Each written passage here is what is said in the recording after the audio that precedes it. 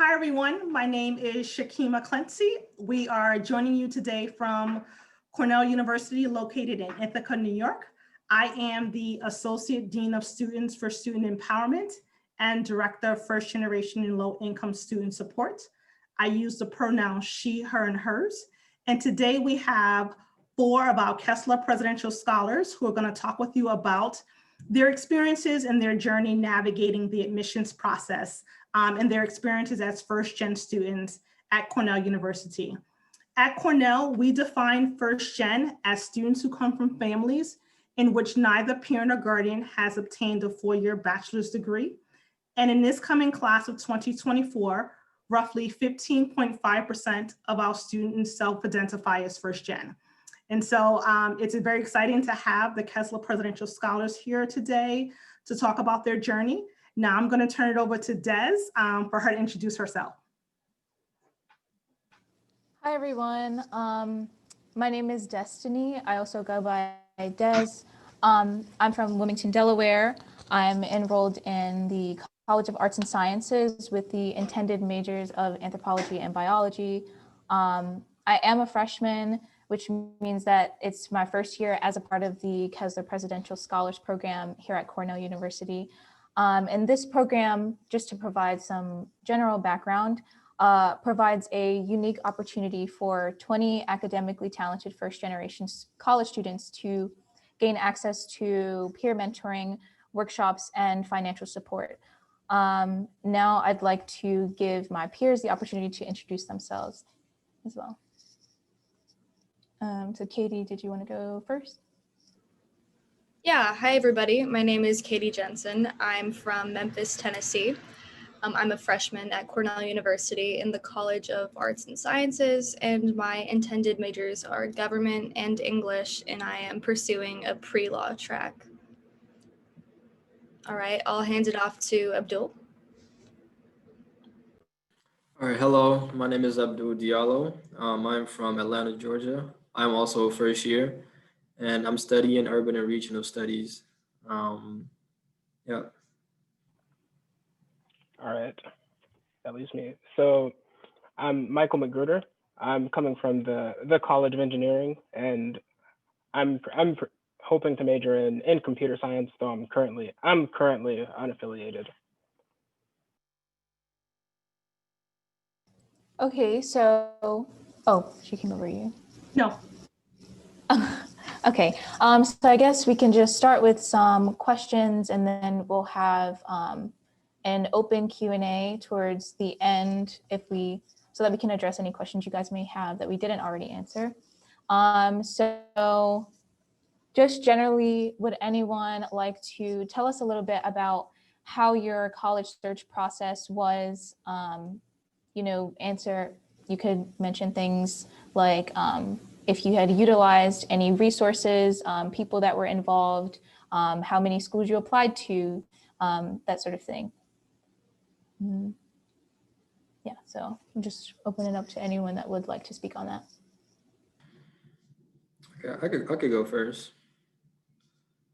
Yeah, so my whole high school years, like I actually wanted to become a civil engineer. So like I'm from Atlanta, and Georgia Tech is like right home.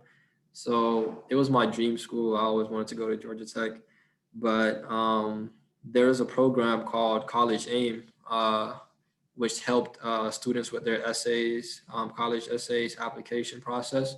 And they also brought in college fairs. And they brought in Cornell one day in September, and I met up with Alyssa and just got to know more about the college. And I actually wasn't interested at Cornell at first, but after meeting her, learning how Cornell, how amazing the networking system is, it made me apply. But I was just still thinking of Georgia Tech. But later on, Cornell emailed me back, once you apply here at Cornell, like it's not just the exact college, like your application doesn't just go to the college that you want to, like it goes to all of the colleges. So there's the AAP department emailed me back, and they thought that based on my passions and my essays that I should consider urban and regional studies. Overall, I just want to help develop low income communities through transportation. So I just learned more about urban and regional studies, and a month before I got accepted, I actually transferred my major to urban and regional studies and came here to Cornell.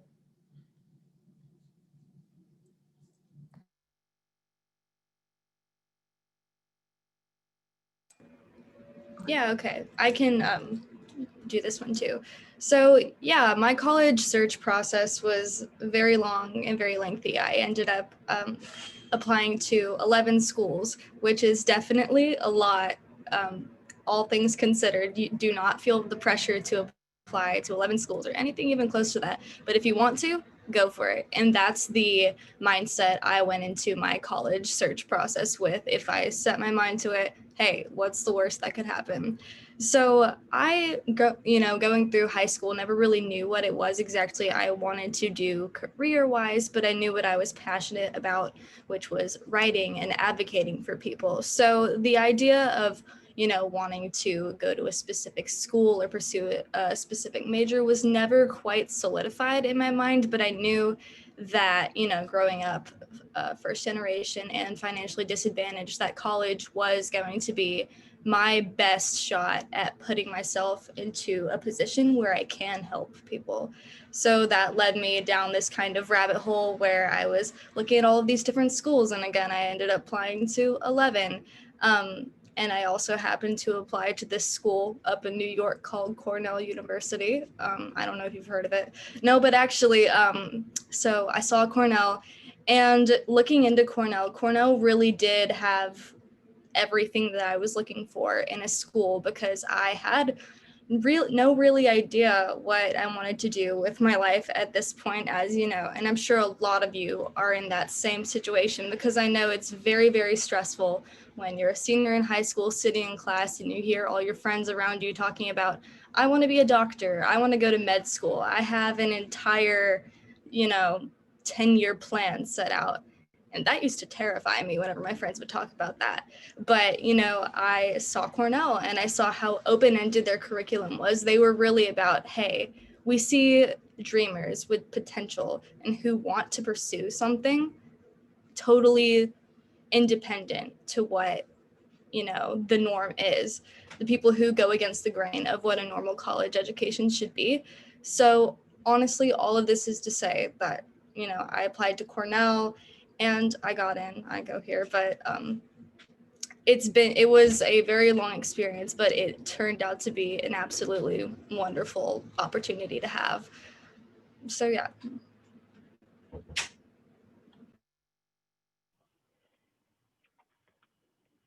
All right, I guess I can go next. So the school that I attended actually had a college counselor, and my class was relatively small, close to around like 111 people. Yeah, it was 111, and so during my college process, I actually got to interact a lot with the college counselor, and that meant like getting them to that meant I had like a separate person, to help with looking over my college essay, and also helping with just the entire almost the entire application process. So that was very helpful. And then in terms of choosing colleges to apply to, like I've always had a passion for math, and I'd always known I had like a passion for math and science, and when I was in school, I was actually a part of a first robotics team, and that's been an amazing experience, something that I'll certainly take with me for the rest of my life. The friends I've made, like the things I've learned. Honestly, it's been amazing, and that's sort of how I had known that I wanted to pursue the field of engineering. So so I think that's pretty much the reason I chose to apply to Cornell. I actually applied an early decision because I knew that Cornell was a school that had a lot of opportunities in terms of project teams, just an amazing like diverse curriculum. Um, you can like at Cornell you can pretty much like you're applying when you apply to Cornell, you're applying to one school, but you always have a lot of choices. You can always attend. You can always apply for courses that are like outside of your school, and I think that's been an amazing experience while I've been here. But and that's certainly why I chose to apply to Cornell ED. Yeah, I also applied to Cornell early decision because I've pretty much known or kind of had this affinity for the school and the campus and the impressions and the people that I've met or that I had met while I was, going through the college search process and the application process as well. I actually attended a summer program. It was 6 weeks long and it was on campus. And so a lot of the first impressions that I had of the school were really good and things that I associated with that program. And so I did more research after that. And then I, found that a lot of the goals and a lot of the opportunities that were provided with a lot of the choices that we had in terms of majors, especially at the College of Arts and Sciences, which is where I ED too, just really aligned with a lot of my interests and the kind of interdisciplinary aspects that I was looking for in a school. And so I think that process was very while for some people it's, there's a lot of uncertainty and you kind of just end up in a place that happens to be a good fit for you. I kind of felt like it was already a good fit and I still feel the same. And so I'm very fortunate to still feel that way in the kind of programs that I'm enrolled in now.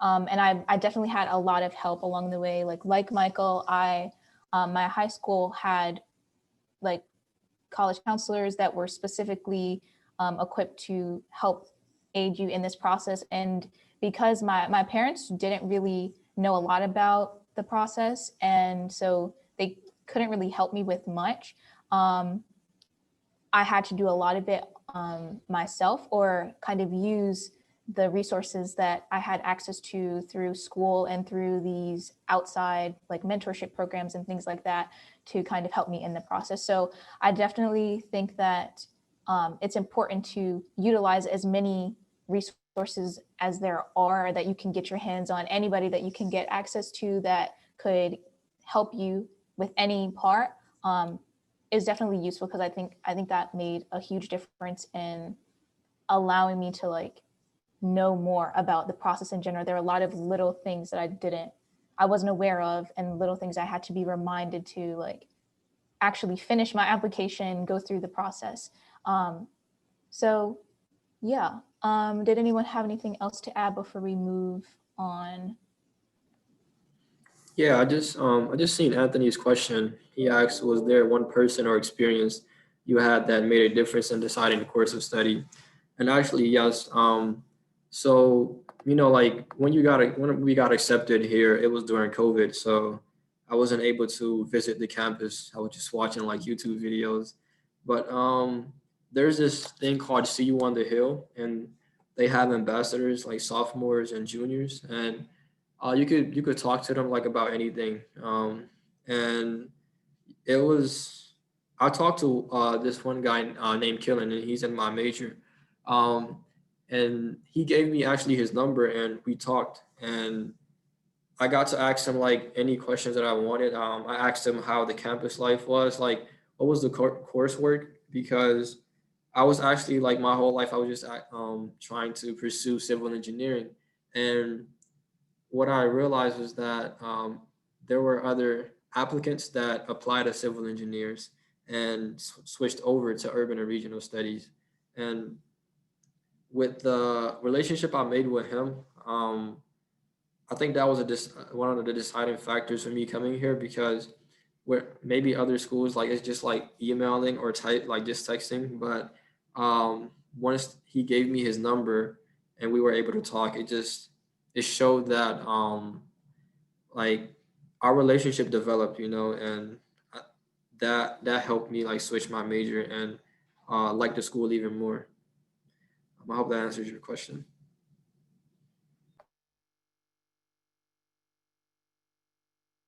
There were two questions in the chat. One of them, which Abdul had answered, and also, what were your first impressions of college when you arrived as a freshman? And so, Katie or Michael, if you want to chime in on either of those questions, you can do that. I can answer that one. Yeah, Okay. you can go ahead. Yeah. Okay. Thank you. Okay. So my first impressions of college when I arrived. Okay. So when I got to college, so Cornell is up in New York, and we all know that New York got hit very hard for COVID. So we had to quarantine in the state of New York for 2 weeks before we could actually come to campus. I was lucky enough to be able to quarantine on campus.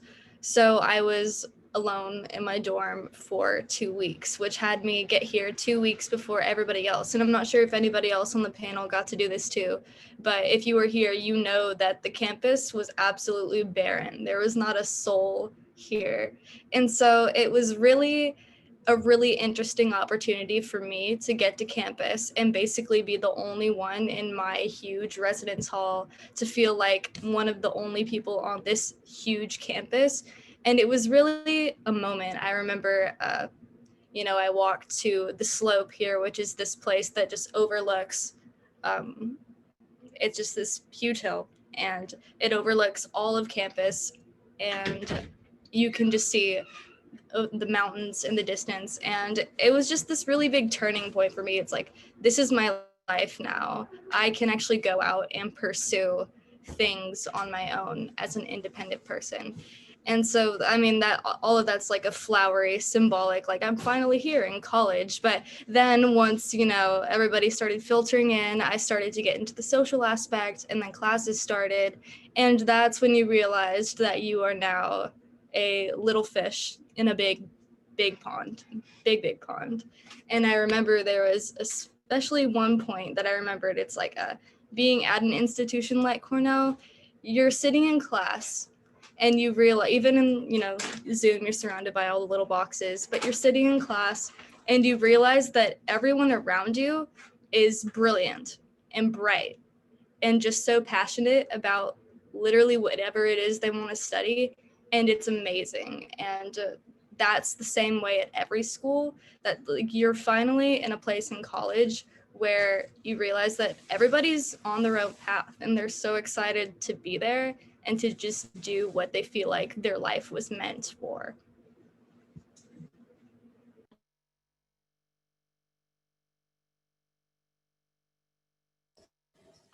Yeah, I think, Katie, that's a really kind of optimistic view of being surrounded by, you had mentioned like being surrounded by all these people that are brilliant and like kind of pursuing these things, and especially at a top university like Cornell, I think it's easy to get wrapped up in kind of the stress or the kind of pressure of being surrounded by people that are just, that you feel are just as smart or smarter than you. And one of the things that I was wondering as a high school student was, do people feel that sense of like imposter syndrome? Do you feel like you don't fit in at any time, or at times where like the stress is really high? And I think, yeah, it's really important to kind of see it as, to realize that a lot of people are on different paths. Someone else's success may not look like your success, and progress is not going to be, monolithic for everyone. And, almost everyone around you will be feeling, stressed, does have those moments of stress, and will be feeling like, they're not in the right place, or that, they're not meant to be in a space like this. But it's definitely important to realize, you're here for a reason. You're applying to these schools because there's a reason why you're deciding to apply to these schools, to apply to college in general, is because you feel like that's a good choice for you, that you have the opportunity, you have a chance of, pursuing that path. And so a lot of it, I think, comes down to realizing that everyone's, going through the stress. Everyone experiences, those moments of doubt, but there's usually an initial confidence that stems from, and you have to like embody that. But I don't know, would any of you like to, give advice to people that are feeling stressed, or, have that sense of imposter syndrome? Because I know I was thinking about that as a high school student. I feel like, I don't know. Des, that's a great question. Thanks for opening up to the group. One of the things I think is important to consider is, I think at any point in someone's life, there's going to be a time in which you're doubting yourself, or you're doubting your abilities. When you're in college and you're surrounded by folks who are also the top of their class, right? That can create some feelings of insecurity, or your confidence may be low. But I strongly encourage students to sort of recognize that the admissions team did not make a mistake in selecting you to be a part of our institution, right? You're a part of our first year class. You bring some unique strengths. It could be that you had really high SAT scores. It could be that you had average ACT scores, right? It could be that you were a National Merit Scholar, or maybe you didn't have access to those opportunities, but you spent a great deal of time in service committing to your community. So we look at the whole application of a student, and that includes your SAT scores, your letters of recommendations, your service, your involvement, your leadership abilities. All of those things make up the application, and that allows us to really welcome a really diverse group of students who have different talents and strengths. We have some students who wrote books. We have some students who've done their own research, and then you have some students who maybe worked at their family restaurant for the most of their adult lifehood, right? And so those are different things that students bring with them to the college environment. But I encourage students, whenever they're not doing as hot as they wanted to, maybe they got a test score back that wasn't what they thought they were going to, adapt and try to figure out what are the resources that I need to take advantage of in order to help me get back on track and to be successful. And then also surround yourself by people who are going to lift you up and empower you, and don't get so focused on the competitive aspect of the college environment, which some of you may have experienced in high school as well.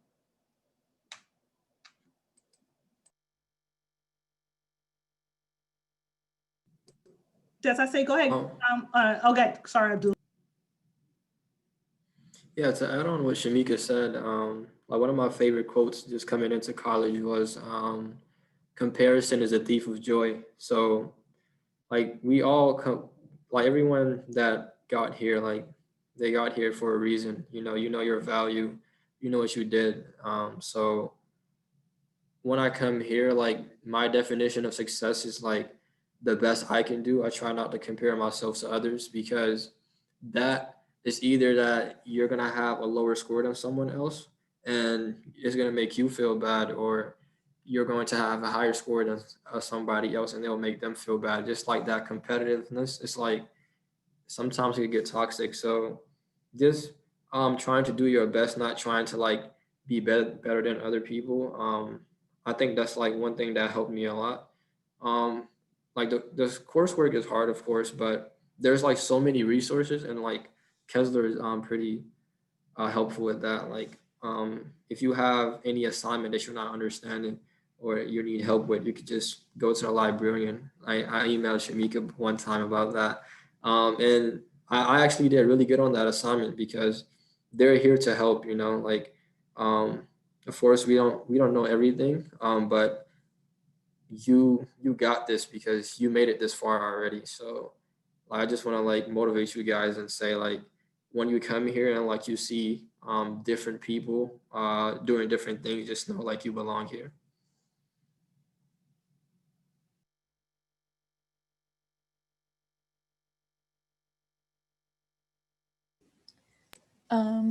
Okay, so just a follow-up question, and this is a little bit broader, but anybody can answer however they please.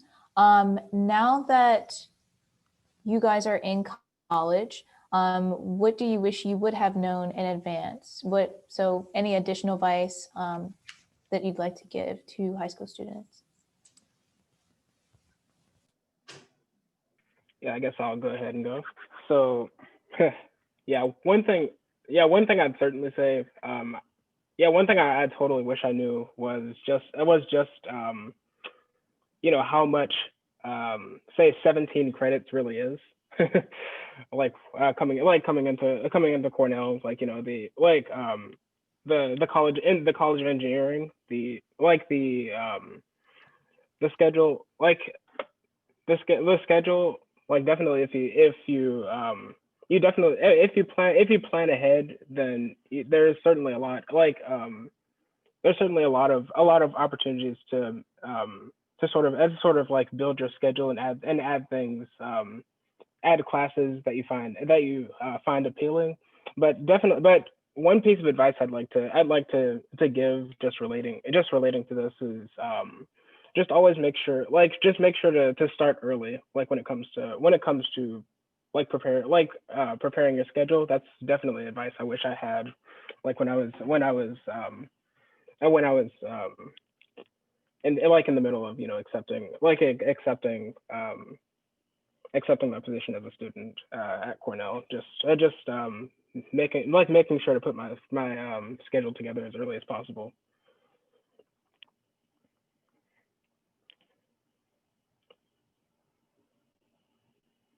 And also just be as involved, just try to be as involved as you can, in high school as well. Like when I first, for example, when I was part of my school's robotics team, I was a builder and designer, but you should also, and I was also a leader on the team. So that also meant that I got the chance to teach a lot of new members about what it meant to, what techniques there were to build a chassis, or to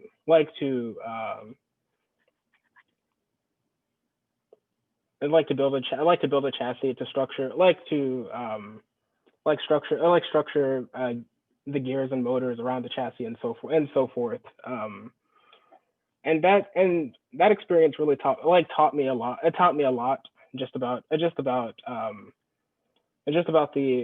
field I was entering. So I would definitely just pen those two pieces of advice. Just make sure that you're just on top of things. Just make sure that you're planning things early, and then also just make sure to be as involved as you possibly can. Yeah, just to echo that, I think that advice kind of rolls over to, the first, few weeks or first few months, or pretty much your entire college career, probably. I haven't gotten there yet, but I would imagine it would apply for that too. I think getting ahead on things, if not staying on top of everything, starting assignments as soon as you get them, even if it's, just a little thing, just brainstorming, just thinking about what you're going to write about the day that the paper's assigned, it definitely will help, because I kind of had to learn the hard way, sometimes the professors are not going to tell you, they're not going to walk you through when things are due, or, update you along the way if there's a faraway deadline, things like that. So definitely getting a head start on, assignments as soon as you get them, or, just getting ahead on a lot of things would help a lot. It would make it a lot easier for you when, it's crunch time. Things are starting to pile up. The due dates are, very close together.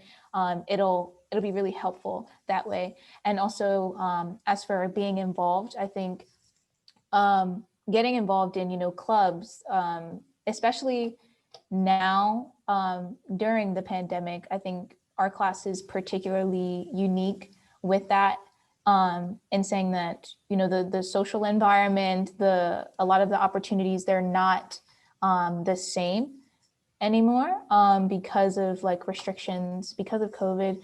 But I think it just means that it's that much more important to go to Zoom meetings, make sure you go to your your in-person classes, go out of your way to try to talk to people, start up a conversation, because chances are, they're feeling they're finding it just as difficult to make friends, especially when you like can't see people's faces, or you have to be physically distanced from them.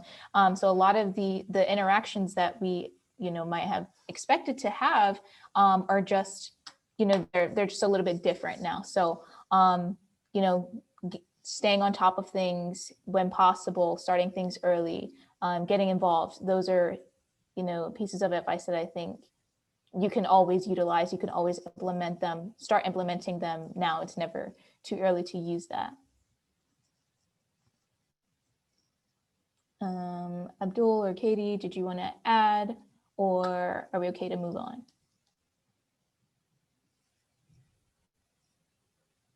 Okay. So I think there was a question in the chat actually. Anthony says, was there any feedback or advice you came across from college admissions advisors or teachers or professors that you think would be helpful for high school students to know? Yeah. One of the things that came to my mind when I saw that question, Anthony, thanks for raising it, is thinking about your personal statement or your essay that you had as a part of your application. I know this is something that my niece is going through the process right now, and I remember when my stepchildren were going through the process. It can be hard to figure out like what to write about. It's like, how do I communicate to this admissions team who I am and why I want to be at this institution? So I think it's really important to sort of be honest, be genuine, and really try to share aspects of yourselves, because you're trying to make an impression and you're trying to tell them what you can bring to their campus community.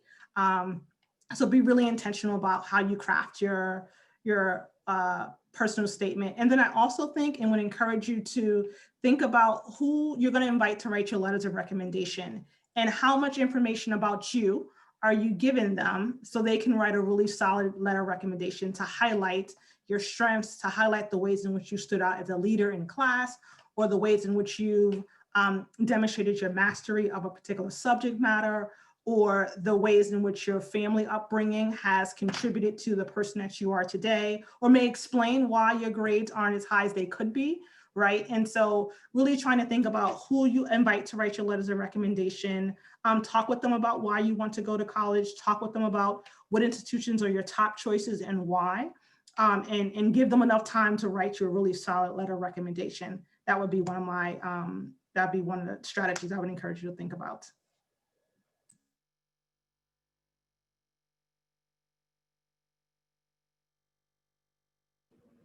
Yeah, I just want to touch on what Shakima said. All of that is 100% true. And I just want to go back to one point of that, which is your personal statement is probably going to be one of the most important aspects of your application. So you want to spend a lot of time on that, and you want to make sure that it showcases your most authentic you.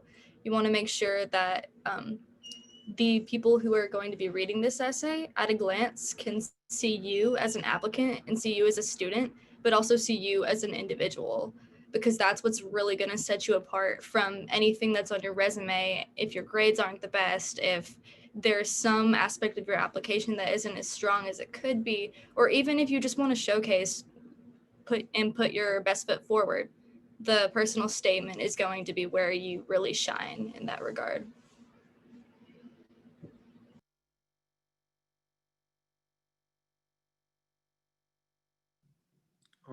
To add on to what Katie just said, like with the personal statements, one way that I made my college essays better was just by making relationships with my college counselors, they've been going through the college process like year by year, so they know they're professionals at it. So just trying to make a relationship with them, that gives you the opportunity to like want to get more help, like than just like school. Like my mentor was actually my college counselor, so he was able to help me with my essays, scholarships, um, and just like networking with other people. So I think one way just to like make your college essay better is just like make those relationships. So once you do need help, they know you, they know who you are. And it also like ties in to the recommendation letters. If you have a good relationship with someone and they know who you are, they know the things that you've done, it gives them a better opportunity to write a better recommendation letter for you.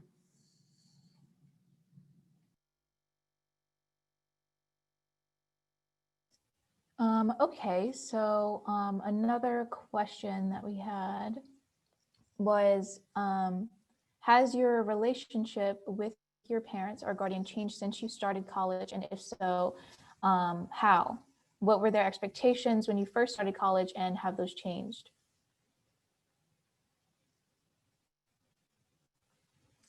I'll jump in here and then turn it over to you all to respond.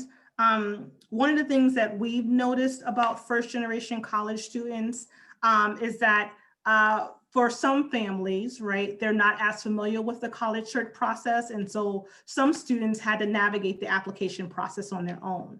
And so you're going through this transitional period where you know more about something that you're embarking on than your parents or guardians or family members know, and that can create some tension, right? But it's also a unique opportunity for you to sort of turn around and help your parents be a part of this, your family members be a part of this journey with you as well, right? And so we encourage, and a lot of schools have like websites devoted to assist parents and guardians to become more familiar with the college process, or they have calendars that highlight to parents and families some of the transitional issues that students are facing, or even just explaining the college jargon. So when Abdul was talking, he mentioned AAMP, and then I jumped on the chat and explained what AAMP is, right? Because in the college environment, there's so many new terms, right? You're talking about your FAFSA application, you're going to the bursar's office, you're applying for this scholarship, you're in the Kessler Presidential Scholars Program, right? And if you're not in tune with the college lingo, it could be a little jarring, like what is my child talking about? So I think it's important to sort of have conversations with your parents and family members, talk with them about this process, and then also reimagine what your relationship could look like as you grow into becoming an adult and you're establishing your own values, your own beliefs, you're engaging in new activities that you may not have considered before. And so it's a unique opportunity to reimagine what your relationship could look like.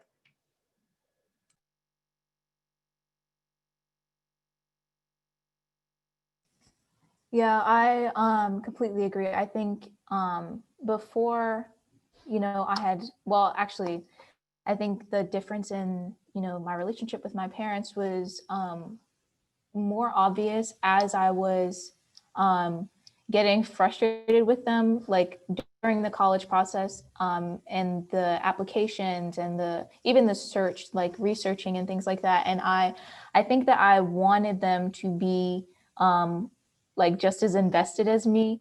And Grant, I do understand, like, it is, I will inherently be more interested in this because it is my future, and it's a path that they did not pursue, or that they couldn't.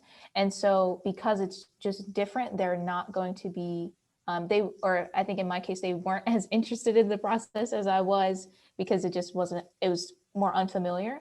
And I think I held a lot of frustration with like not being able to have them be interested as much as like my friends' parents were interested, and how much they like were involved with that process. And I was, kind of frustrated with my parents because they would question a lot of the things that I was doing, like, oh, why they didn't understand like why I needed to, or why I wanted to apply to, so many schools, or like, why did I not want to, apply to ones that were closer to home or things like that. Why do I need to, do all of these things? Why is all of this necessary? Why do these applications require so much information from me and about them and about me and all of these things? And I think a lot of that contributed to me feeling like I was alone and kind of experiencing that. But I think a good thing that came out of it was I learned a lot more about the intricacies of the application because I had to do it mostly by myself, where I had to do a lot of the research and figure it out. And, once you put so much time and effort into trying to figure out something, learn it that way, it pretty much sticks. And then also I was kind of forced to either do it completely alone and be, remain to be like frustrated with everything and everyone, or turn to, the resources that I had in other places. And so I did start to utilize, the college counselors at my school and the advisors and the mentors that I had outside of school, people that I knew had experience with this application process, even if it's just, they applied like 20 years ago, it's still more than, I have at this point.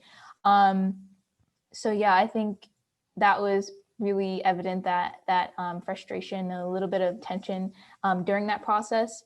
But I think now it's kind of a unique situation because my mom is actually taking online courses to like get her associate's degree. And while she was like applying to, take those online classes, even then, and applying for financial aid and doing all of this stuff, she's kind of coming to me and asking questions because at this point, I've already been through at least a version of that. And while it's different, I think there's at least one topic where there's a mutual respect and like an understanding that, the parent isn't always the one that has the most knowledge on, about this particular topic. And so I think it's helped our relationship in terms of, I don't know, I feel more like she sees me as, or like my parents in general, like see me as, someone that is becoming an adult, becoming more independent. And there's a lot more room for the exchange of information rather than just like one source of information or like teachings from my parents just coming to me and them not being able to take information or receive it in that same way.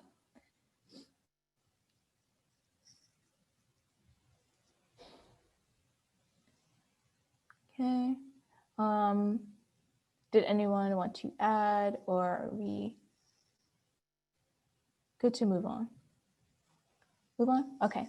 All right, I mean, this question kind of relates. As you think about your college experience, in what ways do you feel like a first generation college student? And this can be in any setting, a social setting, academic setting. Do you ever feel that identity is more highlighted in some situations than others? Before you guys respond, I just want to add one thing. For some students, they don't even identify or are not aware of their first gen identity until they get to college, right? And so I think that's important to recognize. And I also want to respond to two questions that came up in the Q&A. If you were to Google first generation college students, you'll see tons of different definitions. And so at the beginning, I provided the definition that we use at Cornell. And that definition may be different from Cornell to Princeton to Dartmouth to UPenn, right? So it really depends on the institution and the definition that they use. There are some federally funded programs that do require a specific definition. So like HEOP or EOP, which I would call bridge access programs that provide support for students. particularly in the state of New York. And so I would encourage you to to look at what the definition is at each respective institution that you're applying to. And I also would encourage, if you self-identify as a first generation college student, to get connected with the resources, the offices, the staff members who work to provide supports. And you also will find that there are a growing number of administrators who identify as first gen, faculty who identify as first gen. And so it's important to reach out and build that network as well. And so I just wanted to highlight that for some students, being first gen doesn't even resonate with them until they get to the college environment and are starting to realize, oh, wait a minute, I'm listening to my roommate and they just called their family and asked them what biology class to take. And parent or family member gave them 5 recommendations and told them how to build their schedule. And I know I'm in a situation where I can't call home to ask that question because my parents are not familiar with the academic curriculum. And so that's a way in which some students feel like they're first gen. Or when they go to their first class and they see a student interacting with a faculty member in a particular way, and a faculty member says, why don't you schedule an appointment to visit me during my office hours? And the student is like, I don't even know what office hours are. What are the purpose of office hours? And can everyone go to them, right? So like just becoming familiar with the college jargon, I think, is another way in which some students feel like they're first gen as well.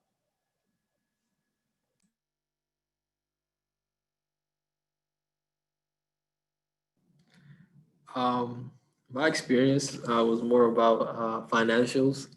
I realized I was first gen when I was just talking to some friends. They were talking about investing, and one guy said his father just gave him $10,000 to invest. I was like, okay, I'm definitely first gen. I can't just ask my dad, oh, can I get $10,000 real quick? Like, no. Or another guy, he said he has 6 figures in his bank account. So I feel like with all of that, it's just like it's better to just stay true to yourself than like try to compare yourself to them because like financially, like after like you got here so far, like you're at Cornell, and after you get your degree and like you could go out into the world and like become like those people, so I try not to like compare myself to them, or if I do, like I look at it as a motivating factor than like as a detriment. You know what I mean?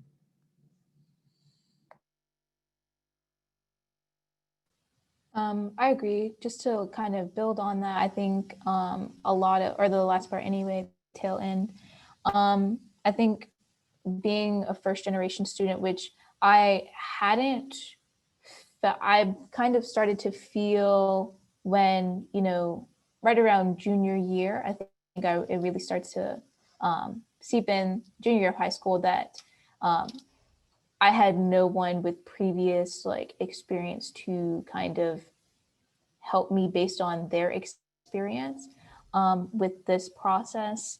And I think in terms of like legacy students or like people talking about, oh yeah, my parents did this, just casual like social conversations. Oh, my parents are this, my parents are that.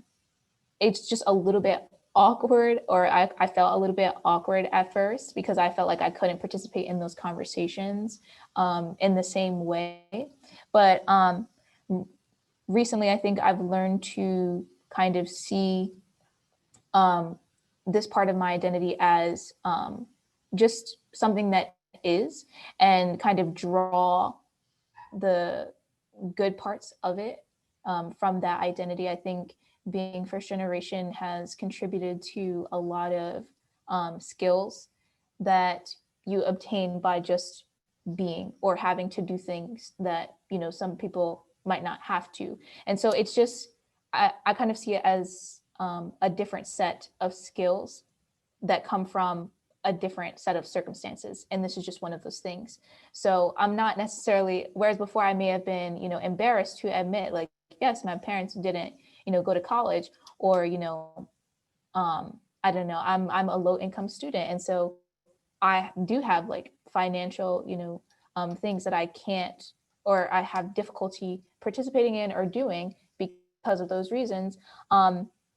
I it's almost, I feel like I'm getting to a place where I almost take pride in being able to have certain liberties because of those identities. Some things that I just didn't realize that I did have before. Like, I think one thing that I wasn't expecting was how much freedom I had in the midst of the college search process, because, you know, I didn't have the kind of pressure of, you know, my someone wanting me to go where they went, or having certain preconceived notions about certain schools or whether or not to go to school. As long as I'm in college, I'm doing great, according to my family. So yeah, I think there are a lot of skills, a lot of benefits that come from possessing this identity, and, you know, kind of going through things in that way. So yeah, I kind of before I was embarrassed about that identity, and I felt it a lot more in social situations or academic, you know, kind of in the classroom when teachers would refer to, you know, their students' parents' things. I'm now in a position where I'm working toward, you know, acknowledging how much pride I could take in the identity and how much potential there is for more growth because of it. We're getting ready to come to the end of our time together, so want to encourage you to use the Q&A to raise any questions that you may have. And I'll also turn it over to invite the panelists to provide any final thoughts as it relates to advice that you would offer to high school participants in relation to navigating the college search process, or things that you wish that you knew, or lessons learned, anything along those lines. And ask that you be brief so we can make sure everyone has a chance to respond. Yeah, I can go. So really, if I would leave you with anything, it's just don't be afraid to put yourself out there at all, because honestly, at the end of the day, the worst thing that could happen is you get rejected from a school. But who cares? Because some school is going to accept you, and it might be Harvard, it might be Princeton, it might be Cornell. You never know. It might be a state school. You don't know. But, you know, like Des said at the end of what she just said, is, you know, being first gen, I didn't even really know that I could put myself out there because there was nobody pushing me. It's easy to go with the flow, and, you know, you see all of your friends applying to pretty much the same set of schools. But if you know, advocate for yourself and do the research and put yourself out there, that's what's going to put you head and shoulders above everybody else. And I wish you the best of luck in this college application season.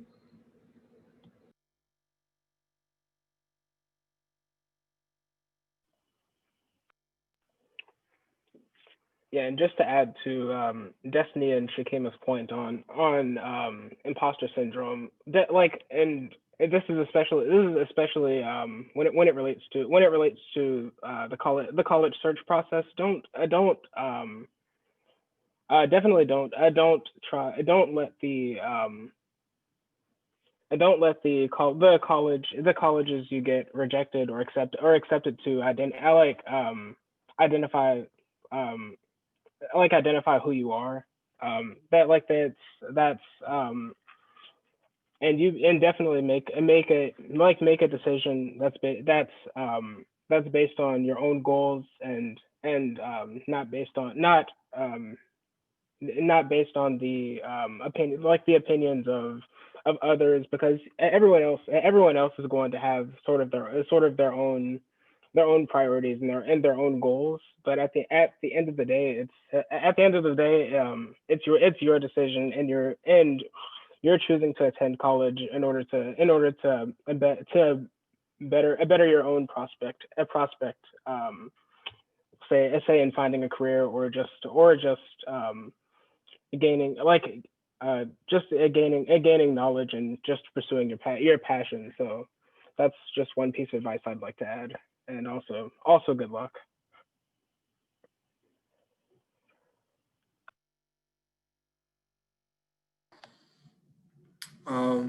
Yeah, my final advice would be something that I brought up before.